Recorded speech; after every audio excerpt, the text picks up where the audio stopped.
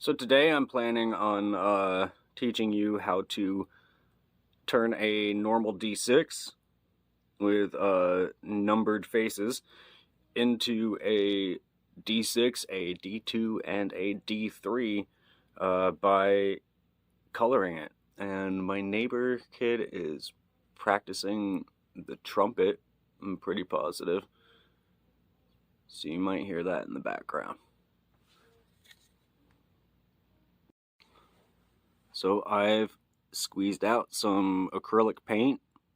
You're going to need two colors to create a D2. You'll need 3 to turn that D2 into a 3 as well.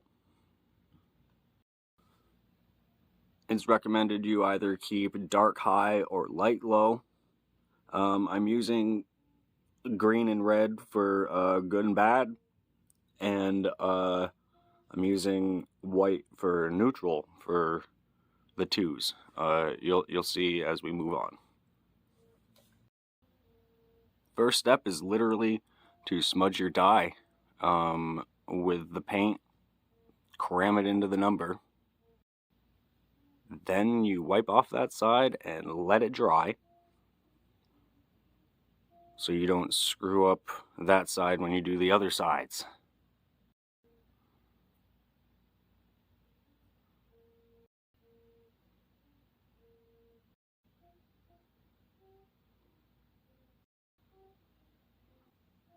When you're coloring the 4 and the 3,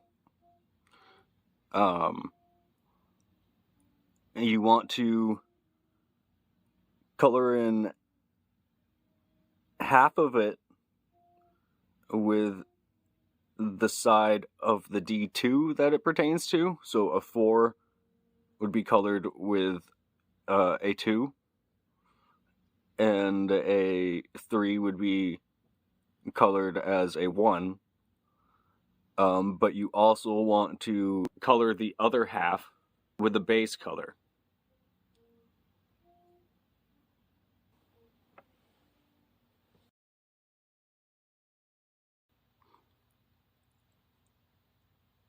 So, if you now roll a D2, 1, 2, and 3 are numbered as 1. Colored, I should say. They're colored as 1. Then 4, 5, and 6 are colored as 2.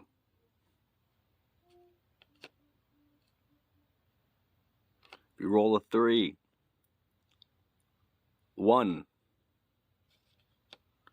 and 2 are 1. 3 and 4 are 2.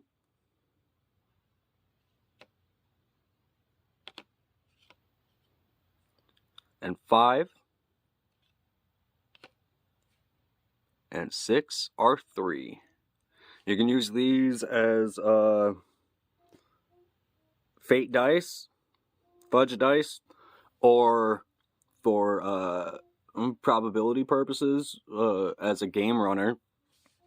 That's why I started doing it. I wanted to learn fate, and then I realized the system wasn't for me, and had intentions to create something based off of fudge, and that just kind of happened this year. So if you don't have the budget to buy fate dice, you can do this, and you can use them for other things, because they are still numbered.